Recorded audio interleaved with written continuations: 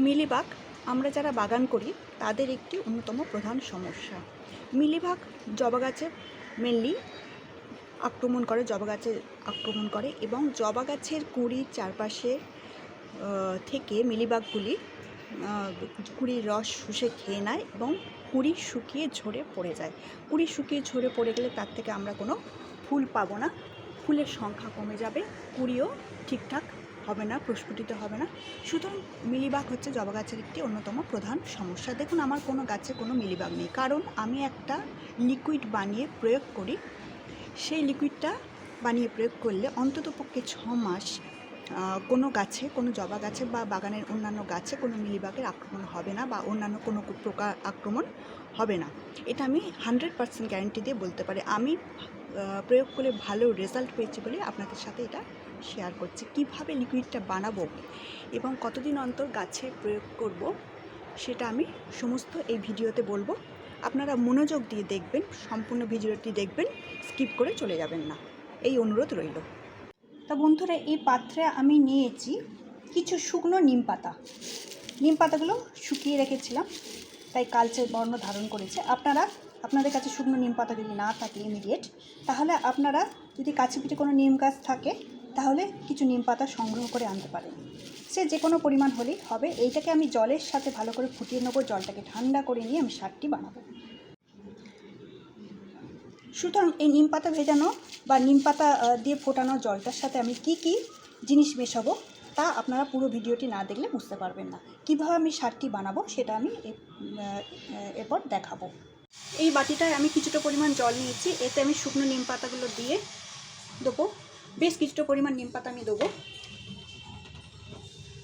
দিয়ে আমি এটা জলটাকে ফুটিয়ে নেবো, ভালো করে ফুটিয়ে নেবো। বেশ কিছুক্ষণ ধরে এই জলটাকে আমি ফুটিয়ে নেবো যাতে নিমের নির্যাসটা বেরিয়ে যায়। এখানে একটা গাছ নিয়েছি, এই গাছটি আপনারা সকলেই চেনেন। এটি হচ্ছে অ্যালোভেরা। এই অ্যালোভেরাকে আমি টুকরো টুকরো করে নেবো, দিয়ে মিক্সিতে পেস্ট করে নেবো। এখানে দেখুন শুকনো নিম পাতাগুলো জলের সাথে ফুটে জলটার কালারটাও চেঞ্জ হয়ে গেছে, অনেকটাই চেঞ্জ হয়ে গেছে। এরকম আমি প্রায় 5-7 মিনিট ফোটাবো। ফুটিয়ে নিম পাতার নির্যাসটা আমি বার করে নেবো, মানে জলে যাতে মিশে যায় সেটা আমি দেখব। দেখছেন জলটার কালারটাও চেঞ্জ হয়ে গেছে, অর্থাৎ নিম পাতার নির্যাসটা বেরোচ্ছে। এইরকমভাবে আমি 5-7 মিনিট ফুটতে দেবো। তারপর অফ করে জলটাকে আমি ঠান্ডা করব, তারপরে আমি গাছে ইউজ করব। মিক্সিতে নেবো আমি অ্যালোভেরাটা কুচি কুচি টুকরো টুকরো করে কেটে নেবো, তার সাথে একটু জল দেবো। আর 3টি মতো এখানে লঙ্কা দেখতে পাচ্ছেন, সবুজ লঙ্কা। এই লঙ্কাগুলো আমি এর সাথে পেস্ট করে নেবো। এই সব কটা আমি পেস্ট করে নেবো। এখানে যে সবুজ বর্ণের তরলটা, এটা হচ্ছে অ্যালোভেরা আর লঙ্কার পেস্ট। জল দিয়ে আমি পেস্ট করেছি। এর সাথে আমি এরকম চামচের প্রায় 1 চামচ আমি হলুদ মেশাবো।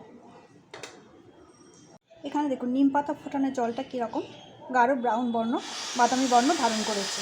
আর এই পাত্রে আছে অ্যালোভেরা, কাঁচা লঙ্কা এবং হলুদ গুঁড়ো দেওয়া জলটা আর কি, লিকুইডটা। এইটাকে আমি এইটার সাথে মেশাবো।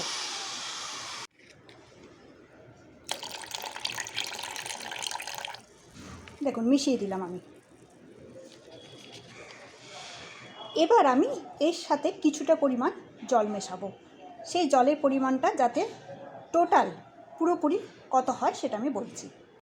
দেখুন এই লিকুইডটার সাথে, মানে নিম পাতার নির্যাস, অ্যালোভেরা, কাঁচা লঙ্কা, হলুদ এর পেস্ট, সমস্ত তরলটার সাথে আমি জল মিশিয়ে পাতলা করব। কতটা? কিছুটা পরিমাণ জল মেশাবো যাতে টোটালটা 1 লিটার হয়। এখানে আমি কিছুটা পরিমাণ জল মিশিয়ে দিলাম। মোটামুটি আমি 1 লিটার করব এটা। এই 1 লিটার তরলটা হচ্ছে গাছের পক্ষে উৎকৃষ্ট সার। একদিকে যেমন উৎকৃষ্ট সার, তেমনি এটা গাছের কীটনাশকেরও কাজ করে। মাটির সমস্ত ছত্রাক, অপকারী ছত্রাক, ব্যাকটেরিয়া এবং পোকামাকড়, শামুক, পিঁপড়ে, বর্ষাকালে যেসব জিনিসগুলোর উৎপাত বেশি হয়, গাছের মাটিতে বেশি হয়, সেই সবগুলোকে সম্পূর্ণরূপে দূর করবে।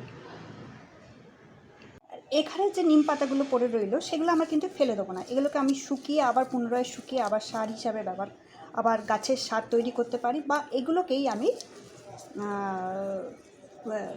মিক্সিতে, এগুলো শুকিয়ে যাওয়ার পর মিক্সিতে পেস্ট করে গুঁড়ো করেও আমি গাছের মাটিতে ছড়িয়ে দিতে পারি। আবার এটাকে এইভাবেই আমি গাছের মাটিতে ছড়িয়ে দিতে পারি। এইভাবে ভিজে অবস্থাতেও আমি গাছের মাটিতে ছড়িয়ে দিতে পারি। আমি 3ভাবে এই নিম পাতাটাকে আমি কাজে লাগাতে পারি। এই লিকুইড সারটা, উৎকৃষ্ট সারটা পুরোপুরি ঠান্ডা হয়ে গেছে, সুতরাং এটা আমি এখন গাছের মাটিতে প্রয়োগ করব। এই লিকুইডটা আমি যদি গাছেতে স্প্রে করতে চাই, মানে মিলিবাগ দূর করতে চাই। মিলিবাগ আমাদের জবা গাছের একটি অত্যন্ত গুরুতর সমস্যা। জবা গাছের ফুল, কুঁড়ি, পাতা সমস্ত কিছু খেয়ে ফেলে, পাতার রস সমস্ত খেয়ে ফেলে এবং কুঁড়ি ঝরিয়ে দেয়, কুঁড়ি শুকনো হয়ে ঝরে পড়ে এবং প্রচণ্ড পরিমাণে পিঁপড়ের আক্রমণ হয়। মিলিবাগ থাকলে গাছে প্রচণ্ড পরিমাণে পিঁপড়ের আক্রমণ হয়। সুতরাং মিলিবাগ হচ্ছে কিছুদিন অন্তর জবা গাছে মিলিবাগের আক্রমণ দেখা যায় এবং তার ফলে ফুলও নষ্ট হয়, কুঁড়িও নষ্ট হয়। সুতরাং মিলিবাগ হচ্ছে জবা গাছের একটি গুরুত্বপূর্ণ সমস্যা। সুতরাং মিলিবাগ আমি দূর করতে চাইলে আমি এইভাবে এই লিকুইডটাকে আমি প্রয়োগ করতে পারি। কিভাবে করব সেটা আমি দেখাচ্ছি। এটা আমি প্রথমে একটা কাপড়ের ন্যাকড়া করে একটা পাত্রে ছেঁকে নেবো, কারণ এটা আমি স্প্রে বটলে ইউজ করবো, তো এই লিকুইডটা, তাই যাতে স্প্রে বটলে মুখে আটকে না যায় তার জন্য এটা আমি কাপড়ের ন্যাকড়া দিয়ে ছেঁকে নেবো। লিকুইডটা প্রথমে ছেঁকে নেবো। ছেঁকে নেওয়ার পর এর সাথে আমি মেশাবো, এই যে এটা হচ্ছে প্রিল বাসন মাজার সাবান। এটা আমি মোটামুটি 1 চামচ মতো মেশাবো।